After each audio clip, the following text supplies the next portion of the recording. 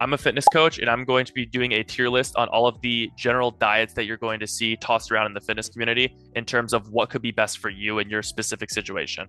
Now, first and foremost, I want to say that if you have any dietary restrictions, obviously this isn't going to apply for you. If you are working with a registered dietitian and they tell you to eat a certain way, listen to them over me. But if you don't have any specific restrictions in the way that you are going to eat, this could be hopefully helpful and give you a little bit of insight as to why I would recommend or not recommend certain ways of eating. First off, we're going to go over the carnivore diet.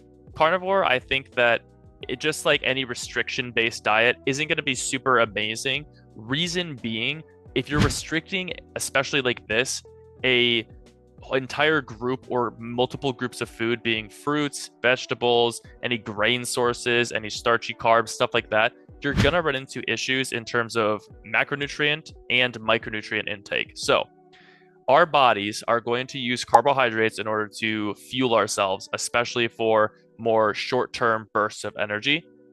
Whereas compared to long endurance bouts of exercise, we're going to use more fats. So if you're a distance runner or something like that, a carnivore diet is going to contain a lot of fats because of the meats that you're eating. And so it's going to be fairly restrictive in terms of the fact that you are limiting an entire, source of carbs, right? So even, long distance runners, they generally eat carbs. And so I don't like the idea of completely getting rid of an entire macronutrient group. Now, another point is micronutrients. You can get a lot of micronutrients through, especially like people like that do the carnivore, they'll get like beef liver, they'll eat like chicken hearts, whatever else,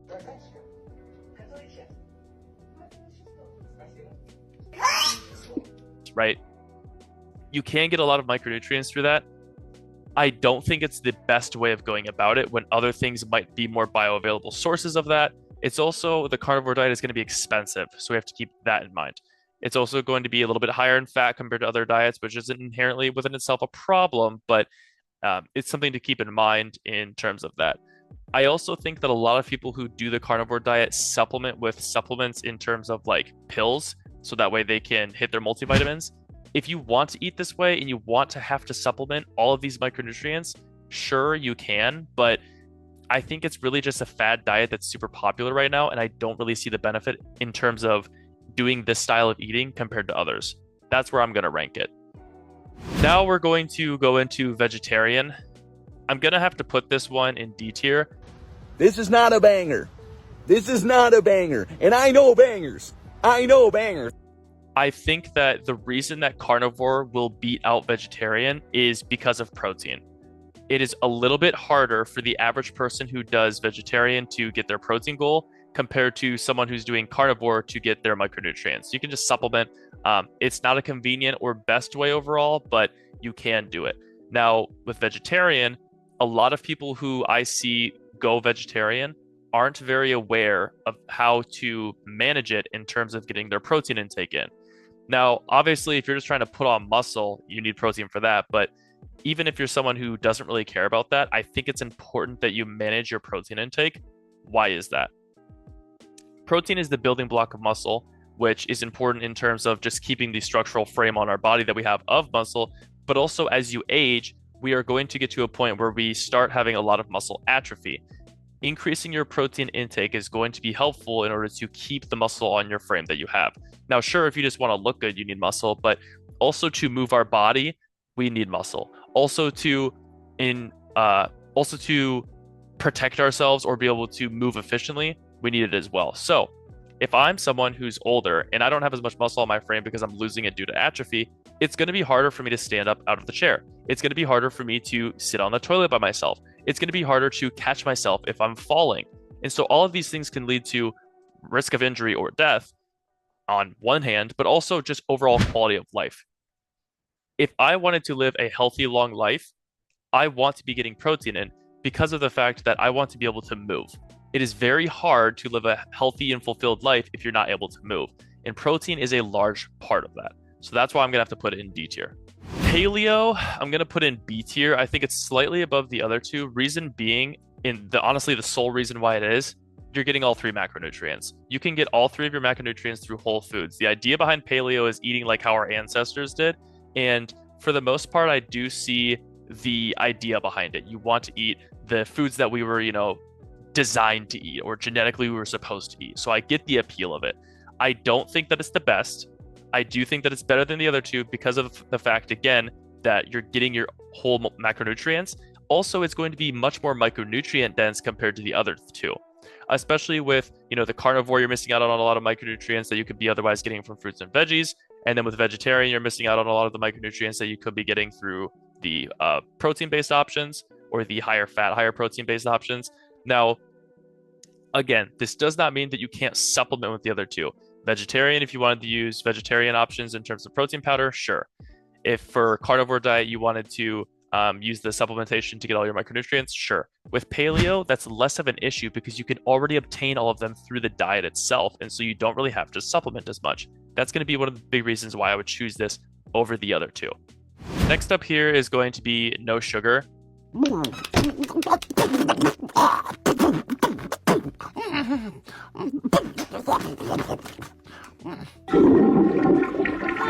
This one's going in D tier as well. The main reason that I'm putting it in D tier is because the people that are going to do no sugar tend to not understand why they're doing no sugar, and so it's not very sustainable. For most of the fad diets that you're going to see, people are going to lose a lot of weight on them because they are effective in being very, very restrictive of the foods that they would otherwise be eating that are very calorically dense, but it's not sustainable long term. So while sure you may be able to get your macronutrients, while sure you may be able to get your micronutrients, no sugar isn't something that is very realistic in the day and age that we live in. It is doable, right? You can do it. However, for most people, that's not something they want to do long term. And so if we're talking about trying to maintain a consistent diet over a lifetime, no sugar is going to be one of the hardest to do. So that's my reasoning for putting it there. Also, another quick note with no sugar, that also means sugar sources from like apples. You know what I mean? Like they have sugar in them. No. Wait. So you're limited there too. I think that there are no such thing as, like good or bad sugars. There are just sugars. But at the same time, there are definitely ways of getting in sugar that might be less optimal or more optimal towards your goals and towards your overall health. I don't think you should be restricting apples by some arbitrary diet that is just no sugar. Next up here is going to be vegan. I'm going to have to put this one in D tier too.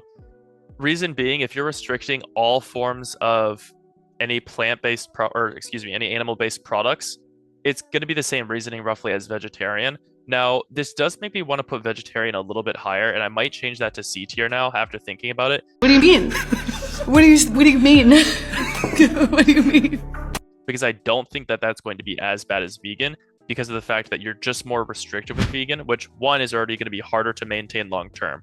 But two, again, you're missing out on a lot of micronutrients that we were talking about and macronutrients when it comes to the vegetarian and the carnivore diet. So essentially take what those two do poorly and just compound that. That's what you're getting from vegan.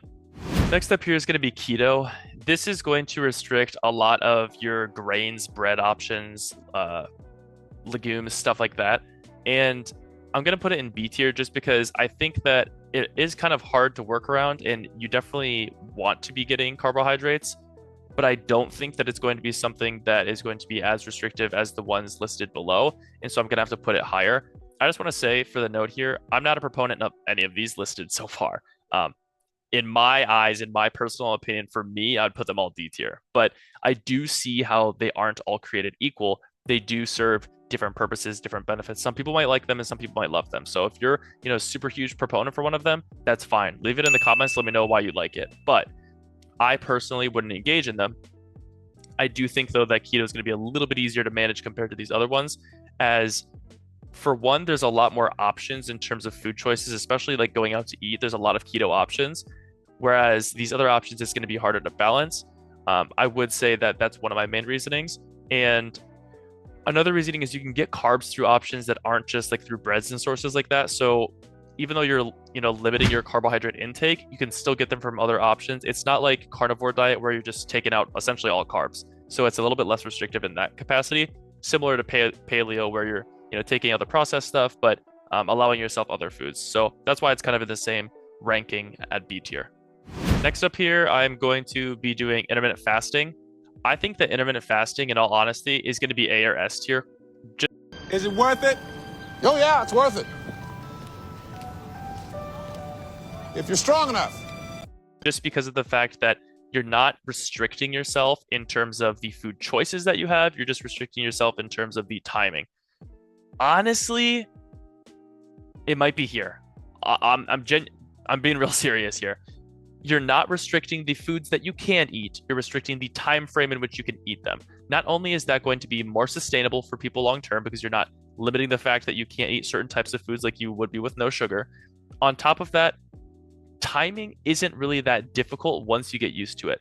We have hunger hormones in our body and they're going to signal to our stomach, hey, we're hungry, we need to send the signal to the brain of let's eat food. Leptin and ghrelin, those are going to be the two hormones that we're generally going to think of when it comes to hunger. We can train them. We can tell our body, hey, we're not eating for 16 hours, we're only going to eat for 8, or whatever general fasting guideline that you give yourself. There's different ones, people do different ones. But if you're telling yourself, hey, we're only going to eat during these X amount of hours, guess what? Your body is very good at adapting. It's going to adapt to the signals that you send it. So it gets to the point, and I've had other people around me, friends, family that have done intermittent fasting before. It gets to the point where it doesn't even really feel like you're doing a diet or a type of eating because you're just used to it. So you wake up, maybe you had dinner the night before at like 5, and then you don't eat until like noon the next day. That's completely reasonable for a lot of people to do. I've done some forms of intermittent fasting before when I'm trying to lose a lot of weight, and it was manageable. It wasn't that difficult. Now you can even do modified intermittent fasting where maybe you have fluids, like you have coffee, but you don't have higher calorie options. Maybe like coffee or tea are your only options, right? That's kind of my modified version of where I did it, where I didn't restrict myself to anything at all, but that was the only option that I had. I couldn't eat for a longer period of time. And that worked great for me. Now, again, this isn't just me anecdotally saying, oh, it works for me, so it's going to work for everybody. That's why it's S tier. No, I just think, again, when you're not restricting the macronutrients and the micronutrients in terms of options that you have available, it leaves a lot more room to play with in terms of the foods that you eat. And as much as humans are generally creatures of habit, when it comes to food, we like excitement. We want new things. We get flavor fatigue. And not only that, you're not limiting yourself to, oh, I can't have cake anymore. I guess I can't have pizza. I guess I can't have ice cream.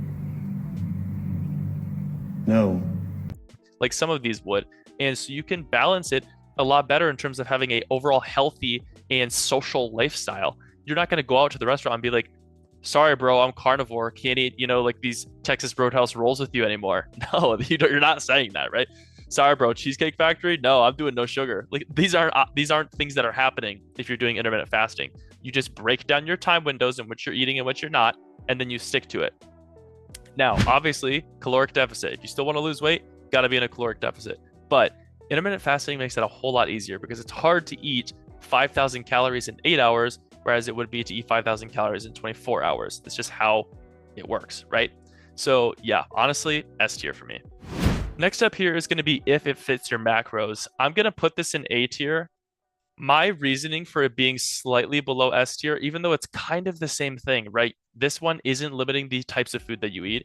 This one isn't limiting the types of food that you eat.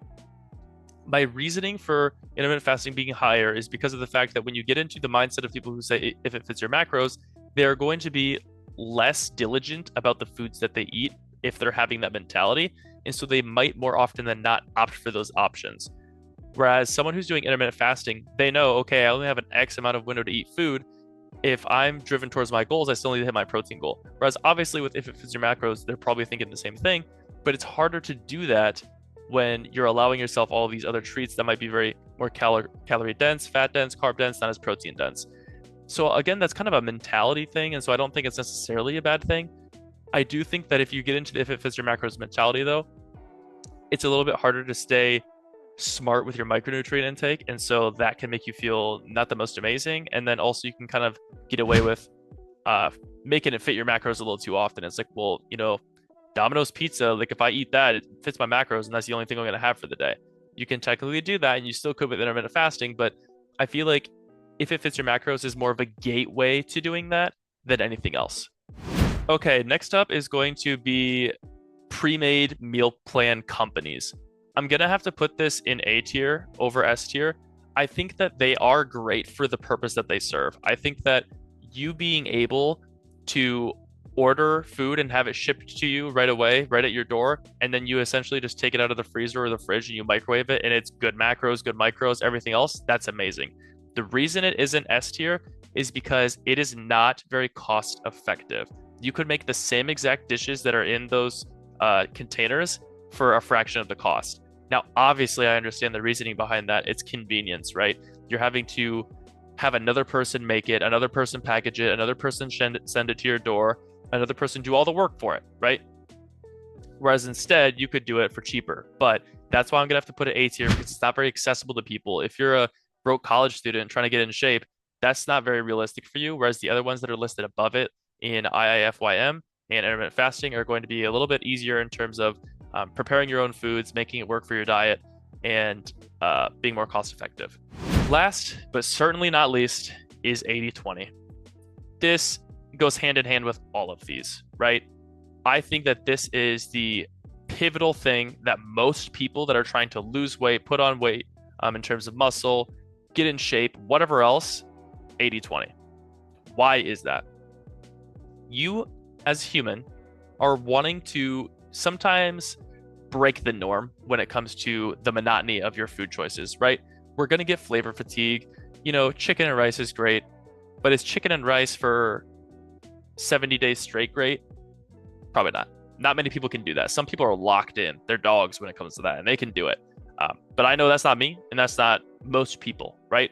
So 80-20 says I'm going to have most of the foods that I'm supposed to have for the day that are going to be whole, natural foods that I cook at home, whatever else.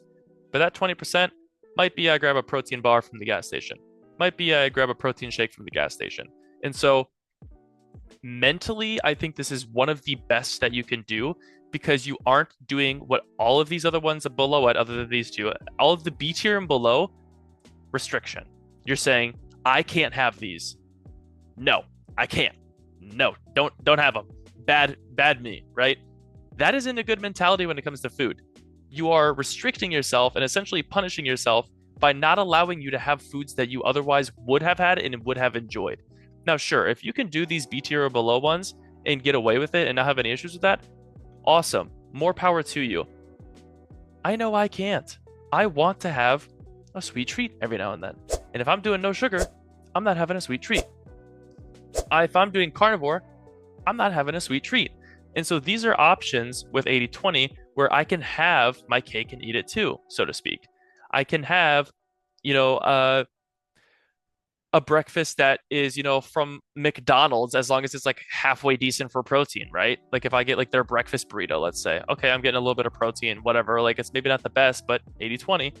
And so that's why it's going to be S tier, because these top two, easiest to stick to. You're still restricting yourself to either a time range or a overall healthy food in some unhealthy food range. Whereas compared to these other ones below, it's not necessarily the case. They all have their cons. That does not mean that these two are perfect. There are people who can do 80-20 intermittent fasting and still gain weight and still not hit their goals. Because at the end of the day, it comes down to you. You are the one picking up the fork. You're the one not putting the fork down. You're the one eating the food, right? I'm not eating the food for you. You're the one doing it. So at the end of the day, it comes down to you. But these top ones make it a whole lot easier to stay consistent. And that is the most important thing when it comes to weight loss, and the most important thing when it comes to protein. I cannot emphasize this enough. Consistency. I've talked about it before, and I'll talk about it again. Fitness is a day by day, week by week, month by month, year by year, consistent effort towards your goals. So one day we mess up, that's fine. In the grand scheme of year after year, that's where we want to see progress forwards. And so I think that these top ones are going to help the most with that comparative to these ones below. That's really all I'm covering for today, guys. If you have any questions about this, let me know in the comments, or you want to voice your own opinion on it, please let me know.